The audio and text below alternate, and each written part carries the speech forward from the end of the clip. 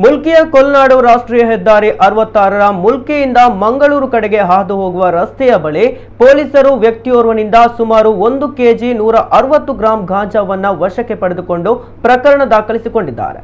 ಮಂಗಳೂರು ಕೋಡಿಕಲ್ ನಿವಾಸಿ ಧನೇಶ್ ಎಸ್ ಕುಮಾರ್ ಎಂಬಾತ ಬಂಧಿತ ಆರೋಪಿ. ಗಾಂಜಾ ಮಾರಾಟ ಮಾಡುತ್ತಿರುವ ಬಗ್ಗೆ ಮಾಹಿತಿ ಪಡೆದ ಮುಲ್ಕಿ ಪೊಲೀಸ್ ನಿರೀಕ್ಷಕರಾದ ಮಂಜುನಾಥ್ ಬಿಎಸ್ ರವರ ತಂಡ ದಾಳಿ ನಡೆಸಿದ್ದು ಮೊಬೈಲ್ ಫೋನ್ ಹಾಗೂ ಗಾಂಜಾ ತೂಕ ಮಾಡುವ ಯಂತ್ರ ಮತ್ತು ಇತರೆ ವಸ್ತುಗಳನ್ನು ಸ್ವಾಧೀನಪಡಿಸಿಕೊಂಡಿದ್ದಾರೆ.